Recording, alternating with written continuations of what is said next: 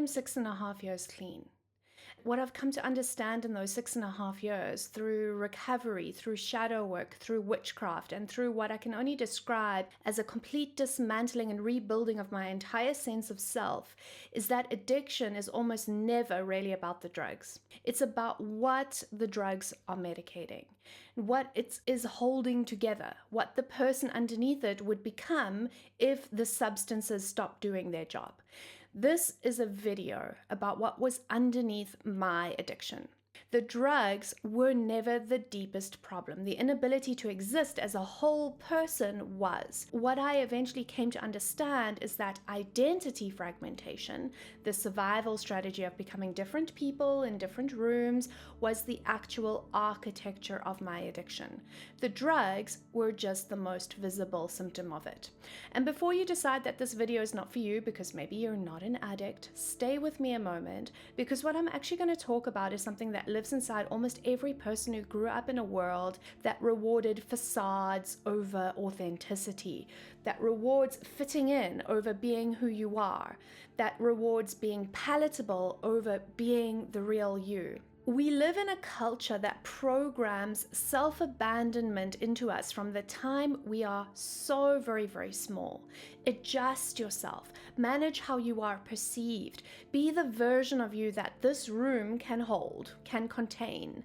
Do that for long enough, across enough rooms, and one day you'll look up and you'll have almost no idea who you actually are.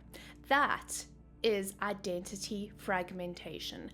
And whether trauma or drugs were involved or not, most people have some version of this story. If you've ever felt like a completely different person at work than you are when you are alone, if you've ever shaped yourself around what other people needed from you so automatically you did not even notice you were doing it, if you've ever felt secretly unreal despite being successful or loved by people who somehow still do not quite know you, if you've ever struggled with imposter syndrome, then you already understand the edges of what it is that I'm talking about.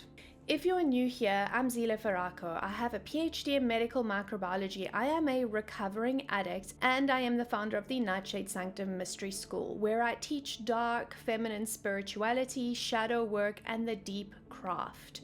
My work sits at the intersection of rigorous scholarship, lived recovery, and real witchcraft. If what you are about to hear resonates with you, subscribe. This is the kind of conversation I have here regularly.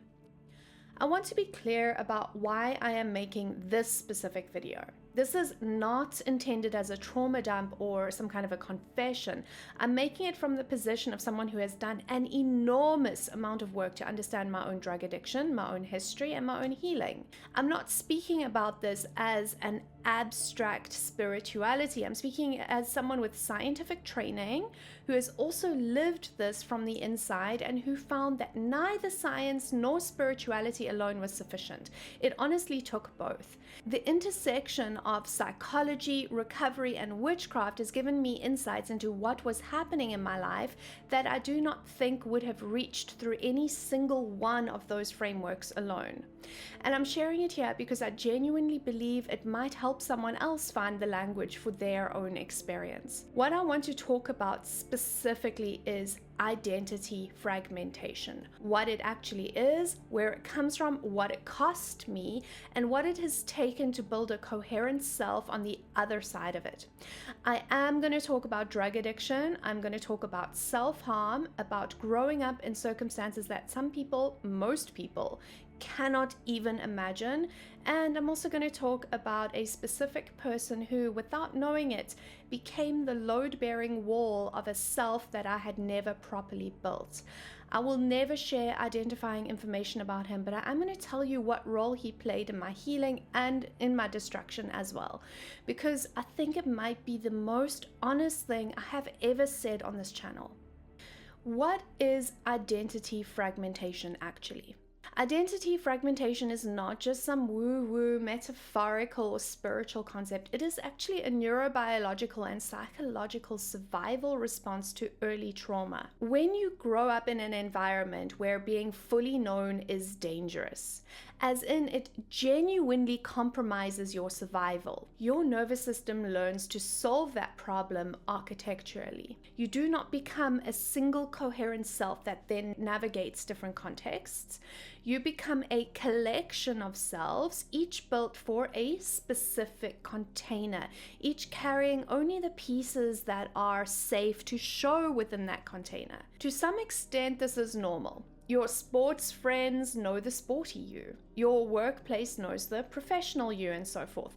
But when trauma and drug addiction are involved, it takes it to the extreme. So you can become very, very good at not letting any single container hold the whole picture, and also very good at not letting any single person know you. At the farthest end of the spectrum are clinically recognized dissociative conditions, but identity fragmentation exists far outside formal diagnosis, and it does not require a clinical label in order to be real and to be destroying your life. It can look like always being the most competent person in the room and no one knowing that you're barely holding it together. It can look like enormous professional success and total emotional illiteracy. It can look like being loved by many people and intimate with none of them. It can also look like surviving everything and having no idea how to live.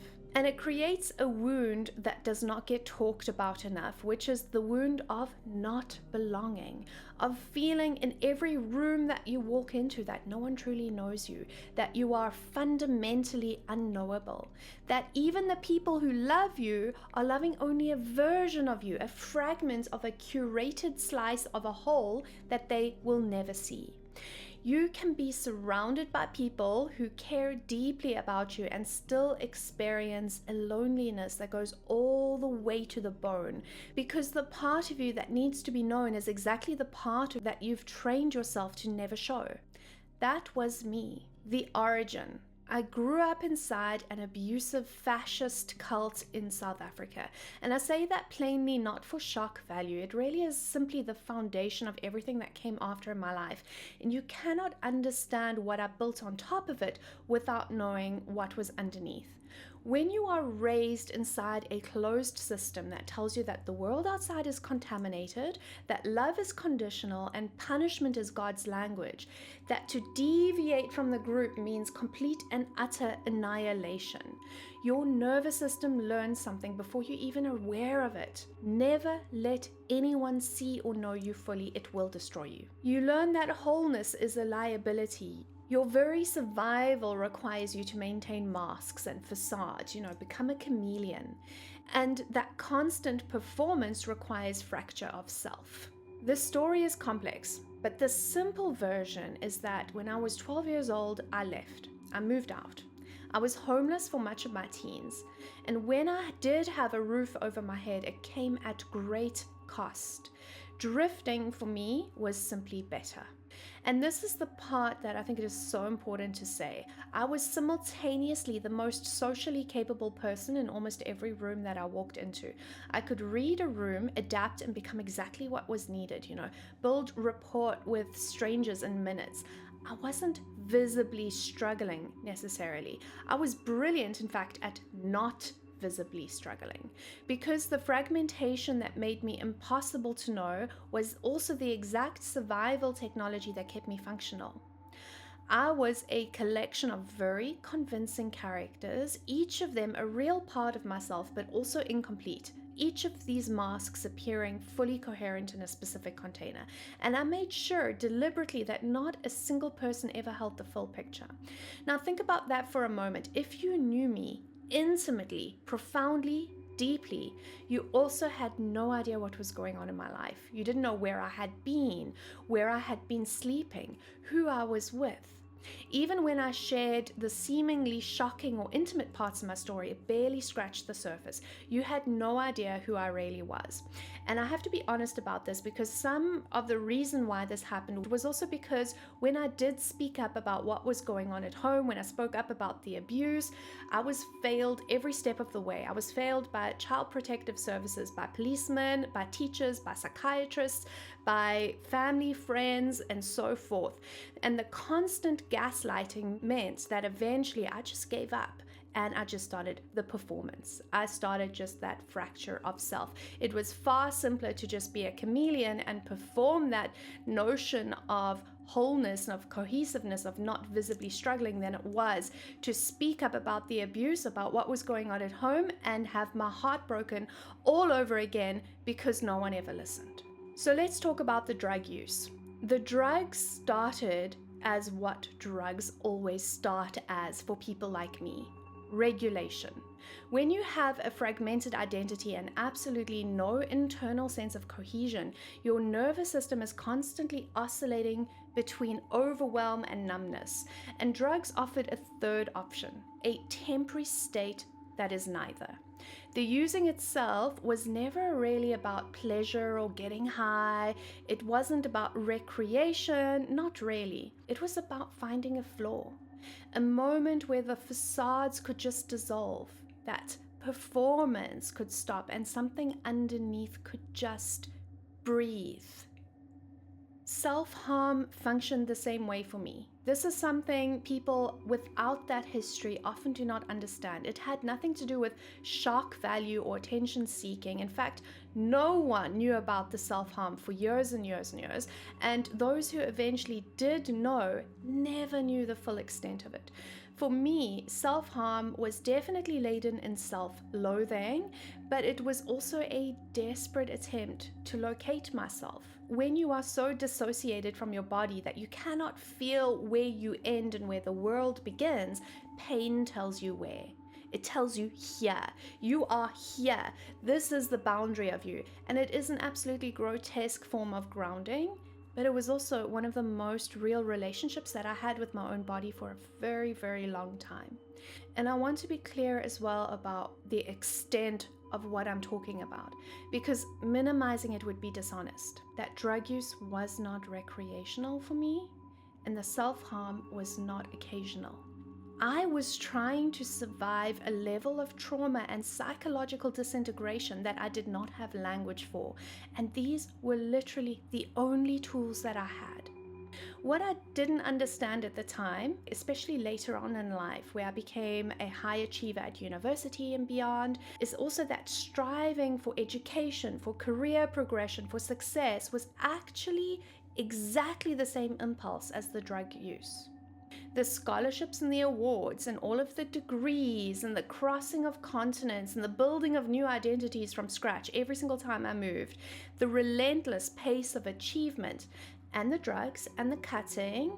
If you have lived in privilege or never experienced identity fragmentation, it might look like these things are contradictions. Achievement, drug use, or career success, self-mutilation. It might look like these are paradoxical, or maybe like some kind of dishonesty. But there were actually two sides of exactly the same strategy, which for me was get as far away from what was underneath. Get as far away from the trauma so that you can finally be safe.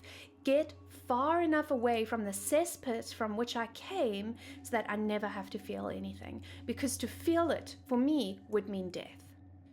Let's talk about witchcraft as the through line. Witchcraft was always present in my life. It was the thread that existed throughout everything. The knowing, the way the natural world spoke to me, the rituals I built in secret as a child, in corners and under trees, trying to find or reach something that was not the God that I was being handed. The way I understood the dark to be full and living rather than threatening. The way I felt safety in the dark when I didn't feel it in the light with people who were meant to have loved me. The way I was drawn to the underworld goddesses before I had a framework for why.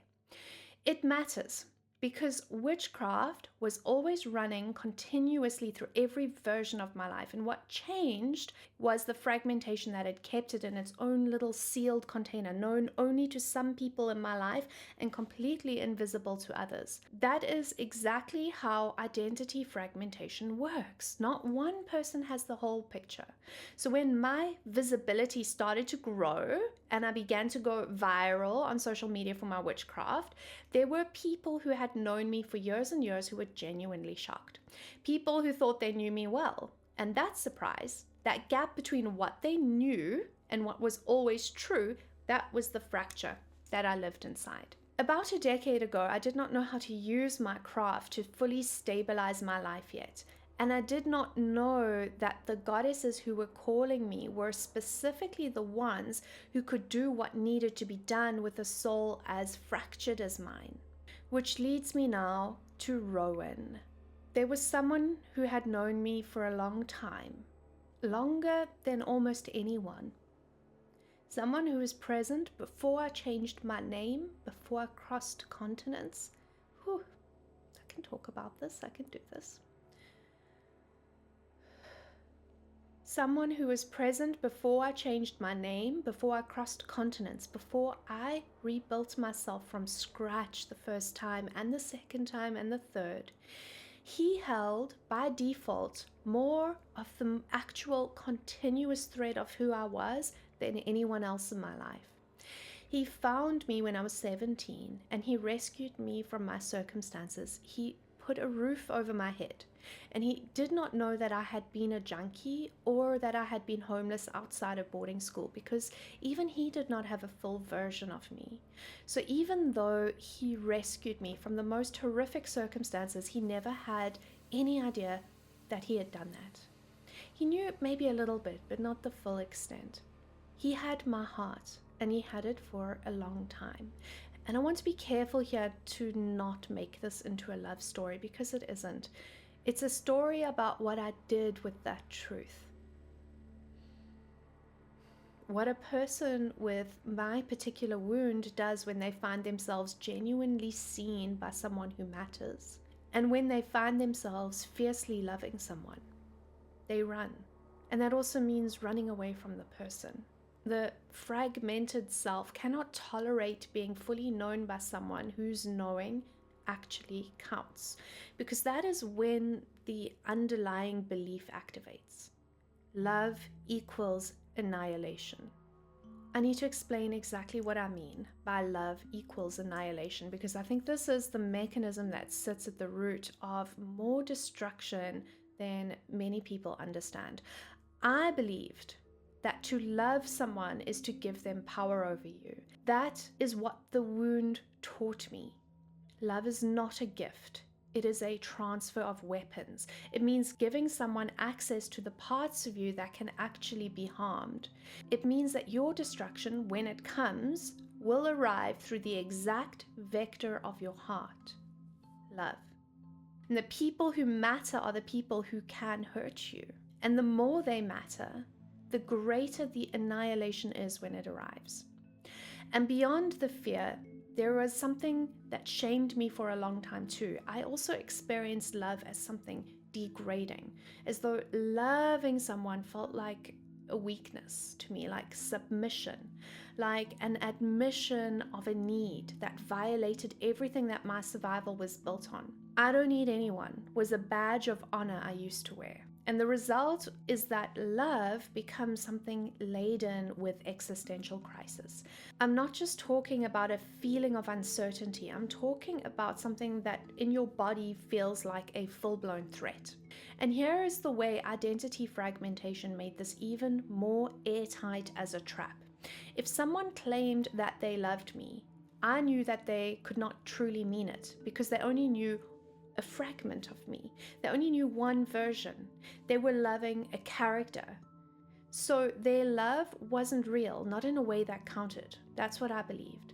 And if I claimed to love someone, I knew that at best it was only part of me that loved them, because only part of me was present with them. Love for someone with a fragmented identity is impossible to fully give or receive. The fragmentation is a form of protection. Rowan was the exception. He was the exception because he held more of my through line than anyone else. He came closer to knowing enough of me that the love started to feel real. It started to threaten the trap. And so I ran from him for 10 years. 10 years of loving someone and refusing to show it. 10 years of returning, circling, never landing, because landing would mean being known. And being known would mean the love was real. And real love in my body, in my operating system, meant the annihilation was already in motion. So instead of running toward him, I turned sideways and I married someone else entirely. So let me tell you about that marriage. I was with my ex-husband for 12 years in total, and it blows my mind that that was even a chapter in my story, let alone an enduring one. The most revealing thing I can say about that relationship is I had told him more of my history than almost anyone, and he'd heard the story. He knew mostly where I came from. He knew about the cult, he knew about the homelessness, the years I had buried, and yet he could not hold it or understand it at all. Not even a little bit.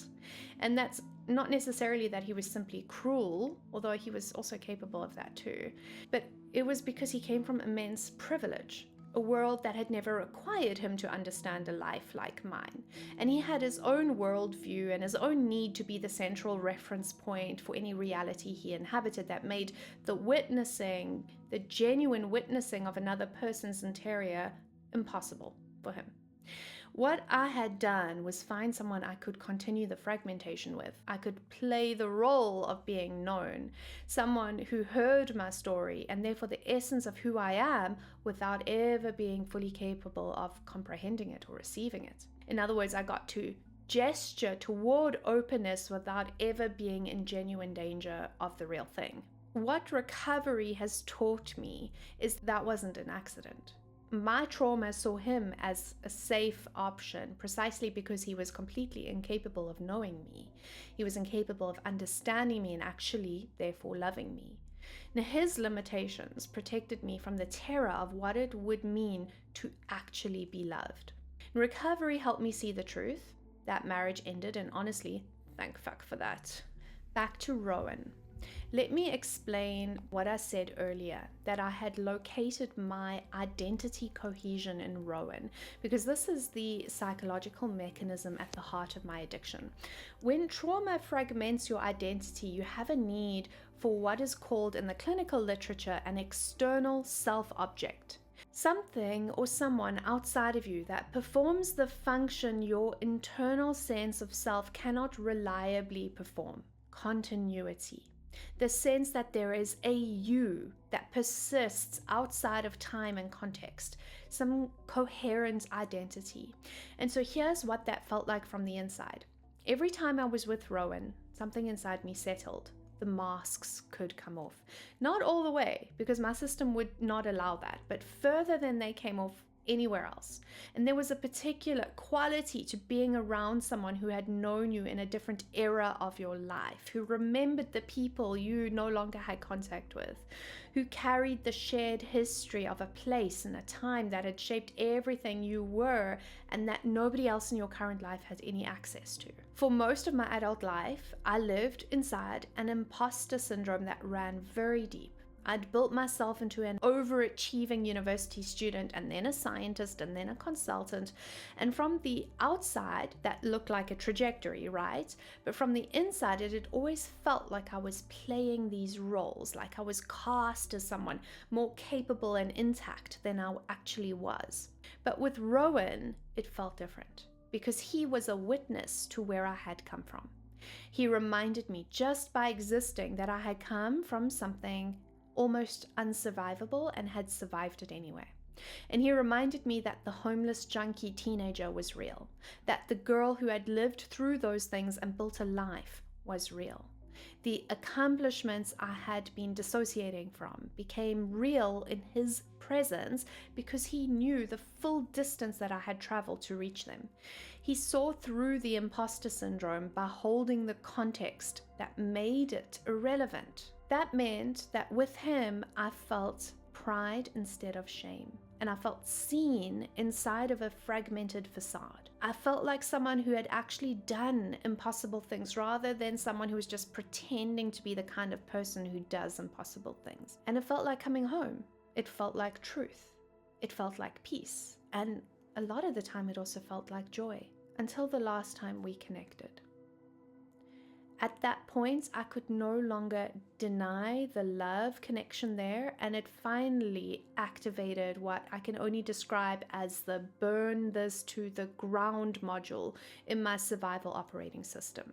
Because Rowan held the longest history with me, he felt the most real, and my trauma used exactly that truth to trap me. It was the most powerful trap ever constructed in my life. I had made him responsible for something he never signed up for and could never have provided even if he had. I made his presence or absence the measure of whether I was real, and I made his love or its withdrawal the evidence for whether I was worth being. And when the relationship did not do what a relationship cannot do, which is to retroactively heal the wound that existed long before he arrived, I didn't understand what was happening. I understood it very simply as, I might as well be dead. And I went to pieces. On love.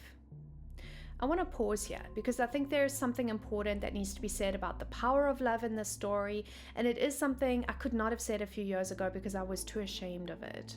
The root of my wound was love, not violence or poverty or homelessness, although all of those were present. The root was love. I had never ever experienced it clearly, only in its weaponized forms, only as the thing that preceded punishment, or as the thing that was withheld as control, as the thing that made you vulnerable and then destroyed you at your most vulnerable. As a child of abuse, love became my greatest wound. And this story is the story of how that wound almost killed me. 10 years I couldn't admit that I loved Rowan. Not to him, not to myself, not to anyone, because admitting it would have meant admitting the need that comes with that. Admitting the need would have meant admitting the vulnerability. And vulnerability, my whole life, had been exactly the thing that got you killed. And in that denial, I caused him great pain, great harm. And this is something that I have to live with. There's a cost to running from love that is not only paid by you as the person running, the people in your orbit who genuinely care about you, who are genuinely present with you, they bear a cost too. And the distraction that the disease of addiction perpetuates doesn't only happen in the drug use, it happens in all the places where real connection was refused and something devastating was left in its place. I have no shame now in saying that loving someone is sacred. That matters of the heart are existential, they're important, they're sacred, they're not embarrassing. Love isn't a weakness or a submission, and I say this as someone for whom love was almost literally the cause of death, and that is precisely why I say it. Because what we do with our love, what we do with our terror of it, what we do with the wound that has taught us it is a weapon, that is spiritual work. So I'm going to talk just a little bit about my rock bottom. It was already in place, but it began in earnest the day I shattered Rowan. I caused unforgivable harm and then I abandoned him. I did exactly what the disease of addiction does, destroyed the one person who loved me, and then after that I lost my will to live. And I swung full force into an excruciating rock bottom for 3 years. And I'm not going to get into the specifics of that rock bottom, partly because it would take an entire other video, but partly also because some things are still mine to keep. But what I will tell you is this. The belief that love equals annihilation had been running like a code in my operating system my whole life. And it reached its terminal output in that period.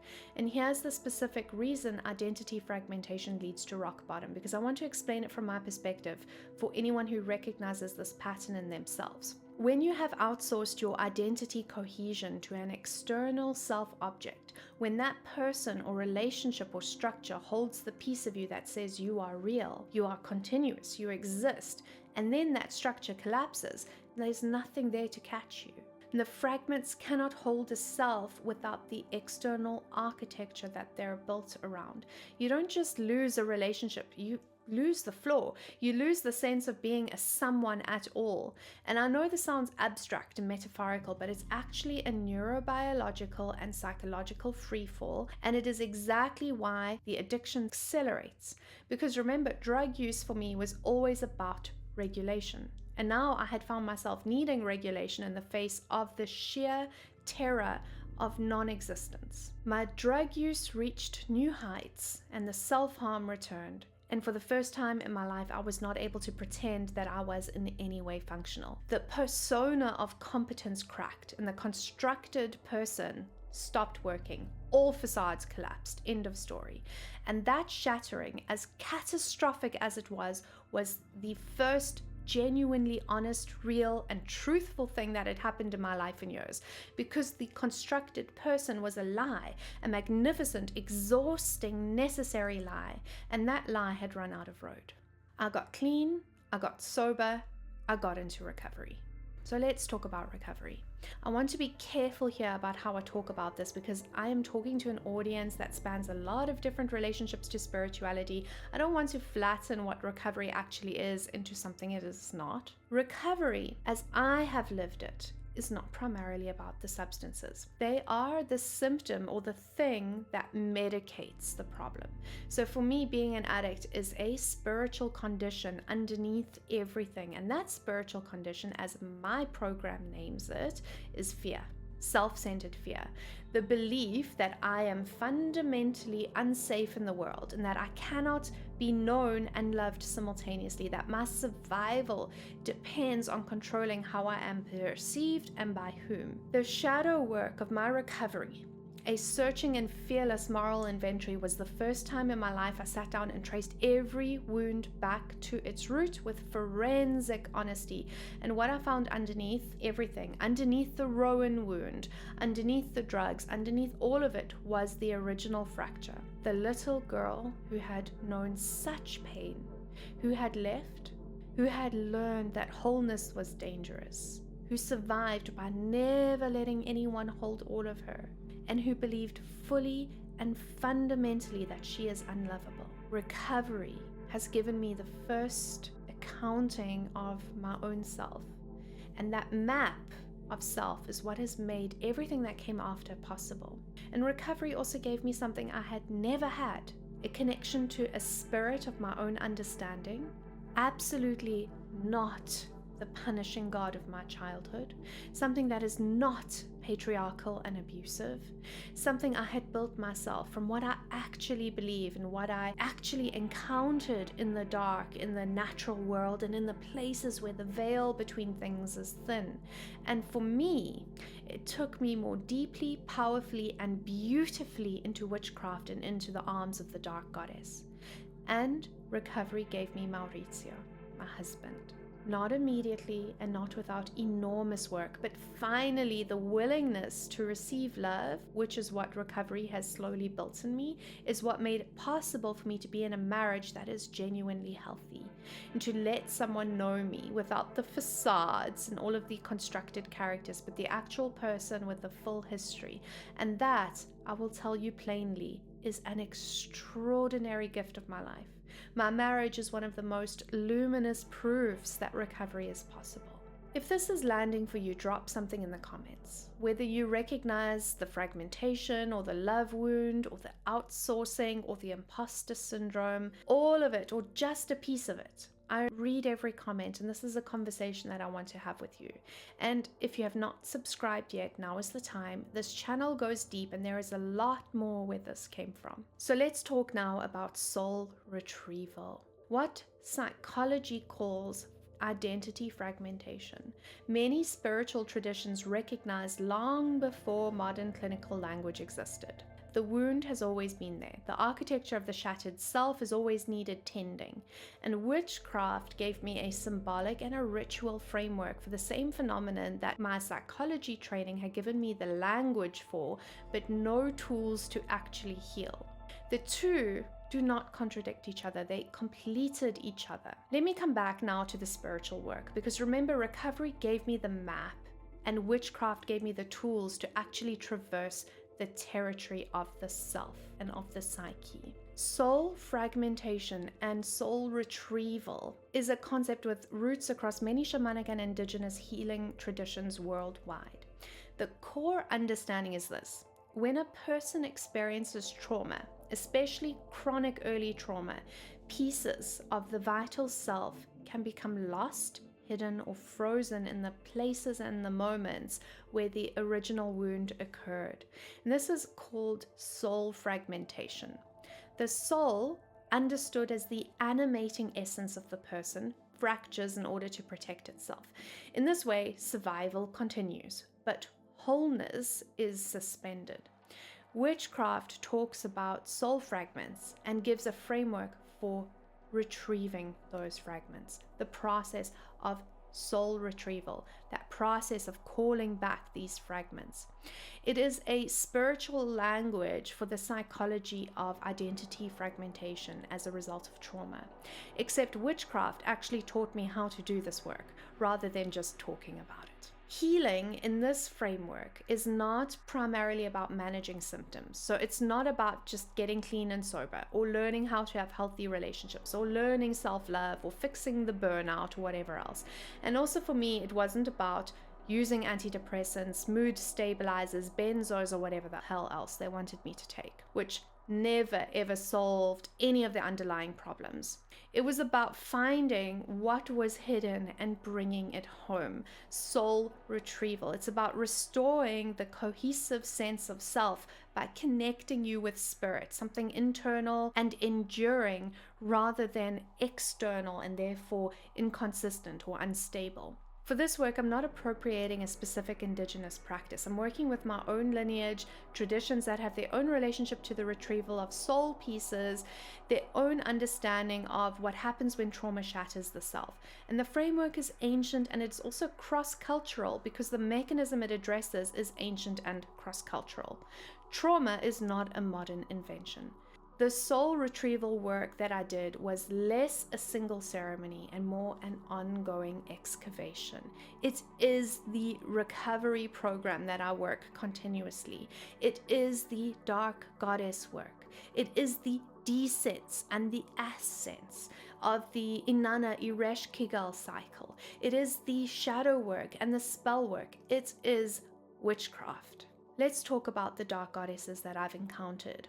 Inanna was the first, the descent of Inanna, the Sumerian myth that gives us the earliest recorded descent narrative in human history, is a story about what must be surrendered before the deepest self can be recovered. Inanna descends through 7 gates. At each gate, she is stripped of something she has used to define herself, her power, her status, her adornments, her identity markers. She arrives in the underworld, in the great below, naked.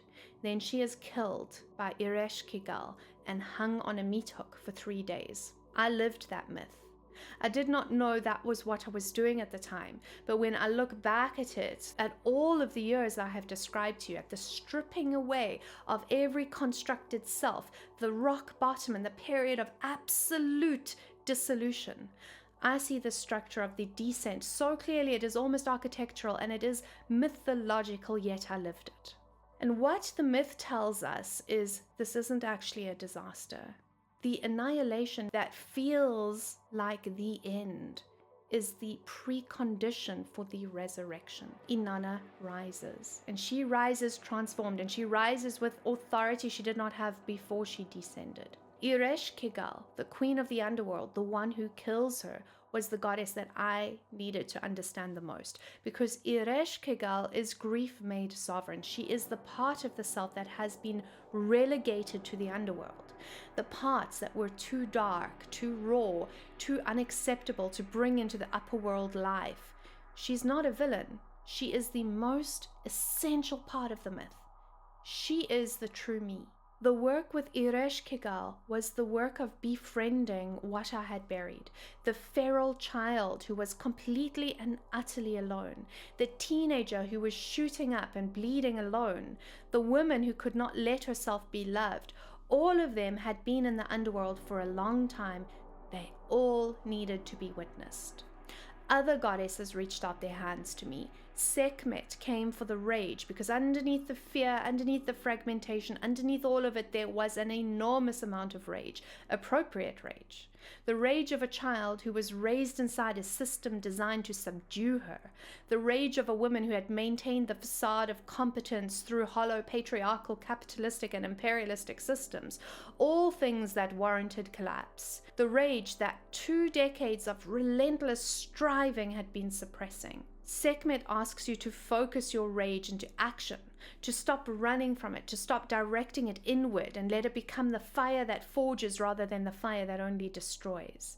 And Lilith who left on her own wings, who spoke the true name of God and chose herself, who is not the exile, not the cast out, not the villain. Lilith is the original model of what it looks like to choose the coherent self over the acceptable facades or performance. She is the refusal to fragment in the first place. She left the Garden of Eden because the alternative was to diminish herself, and she would not do it. Working with Lilith was working with the question, what would it mean to be whole, even if the wholeness is inconvenient to others? What would it mean to know your own name and to refuse to let anyone reassign it?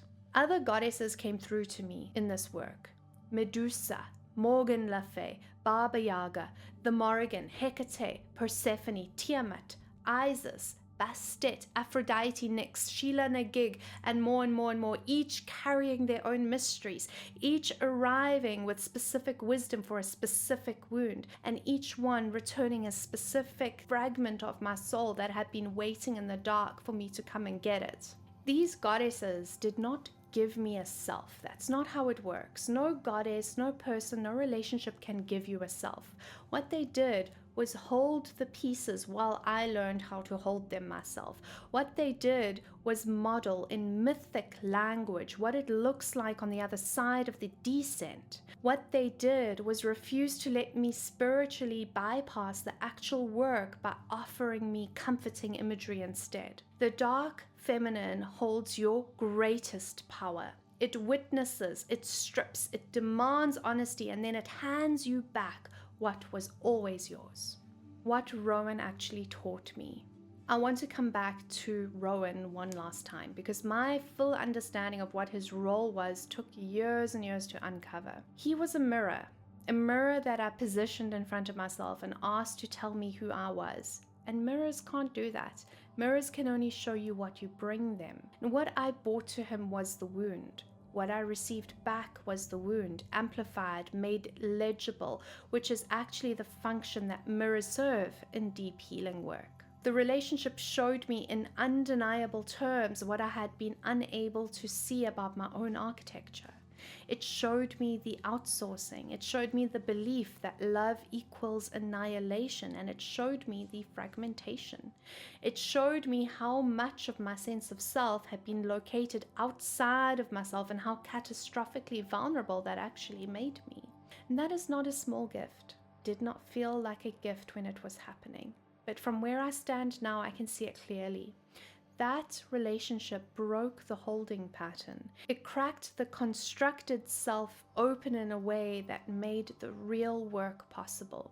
The soul fragments that came home in the work that followed me weren't pieces that he held. They were pieces that I had hidden in rooms that he had access to because I had decided somewhere beneath conscious thought that someone needed to know where they were. That someone needed to hold the map of me, even when they didn't know that they were holding it. Recovery let me take the map back. The witchcraft and dark goddess work let me go get those pieces. So let's talk about what is different now. I want to be careful to not make this into a redemption narrative with a tidy ending because that would be a lie. Identity fragmentation is not a destination. It is an ongoing practice. There are still days where the old survival technology activates and when the facades feel safer than the person I am and when the impulse to manage perception rises before I can catch it. But I want to say something specific about why identity cohesion is not just personally important. It is foundational to my recovery from the drug addiction itself. I could not do the work of recovery from a fragmented position. The honesty that recovery requires, the searching and fearless accounting, demands a coherent self to be honest with and honest from. Making amends demands that the same person shows up in every room. The living of a value-based life demands that you have a continuous self whose values can actually be lived. You cannot be rigorously honest in a program of recovery while maintaining 20 different versions of yourself in 20 different containers. Those two are in direct opposition, right? So how do I maintain cohesion now? I live honestly, I live authentically, and I live in accordance with my values even when it is costly. I'm unapologetically myself in every container. The recovering addict, the witch, the survivor, the competent one and the completely broken one. I stopped managing how I'm perceived and I just started to be willing to be seen as exactly as I am. That is a daily practice. It is the choice made over and over to be the same person regardless of who else is in the room. Maurizio knows the whole story and he's seen me at the points of least coherence and he has never once made me feel that wholeness is a threat. That is what love actually looks like, and not the love that I was taught, which was conditional access that created the wound in the first place, and not the love that I tried to outsource to Rowan, blessed Rowan, which was a mirror that I weaponized against myself. Love that holds the full picture without needing to reshape it. That is the gift that recovery built, and that is what the dark goddesses prepared me to receive. If you are watching this and you recognize any piece of what I have described, I want to say something to you directly. The fragmentation itself is not your fault. It is a survival technology. It kept you alive in conditions that required it, and that deserves acknowledgement before it deserves repair. The work of integration is not about becoming something or someone different. You lose nothing and you gain everything. It's about reclaiming the pieces of the person you already are that got scattered in the survival. For me, in all honesty, it felt like dying when I began this work, because in a real sense it is. It is ego death. It is the collapse of every constructed identity you ever used to survive. But what is left is truth. The soul retrieval work, the descent work, the recovery work, all of it is fundamentally the same work. Finding what was hidden and bringing it home, because it is the only ground from which a real life can actually be built. The dark goddesses are the guides for this work precisely because they do not require you to bypass the dark to get there. They go there with you. They have been there the whole time. Some of us were forged in darkness. That is the calling of the dark goddesses. If you want to go deeper into the descent framework or the Inanna mythology or the soul retrieval work within a dark feminine container, I have the link below in the description to where the work lives inside of the Nightshade Sanctum Mystery School. And if this video reached you at a moment where you need more than a YouTube video can hold, please reach out to someone who can sit with you in the actual work. This is absolutely not work that needs to be done alone. In fact, it cannot be done alone. There are parts of the story I still have not told. Around love, around dissociation, around the nervous system architecture of addiction, and what recovery actually rebuilds neurologically. We will go there in future videos. If you want to be here for those conversations, subscribe. If this video meant something to you, share it with someone who needs it. You never know who in your life is living inside a fragmented self that has never had the language for it. Leave a comment below, tell me what landed or what your own version of this looks like. I genuinely want to know. Subscribe if you are not already here, and come find me on Instagram for the daily work between the videos, and don't forget to like this video. Links to everything I mentioned are in the description. Thank you so much for being here. I mean that. Much love and blessed be.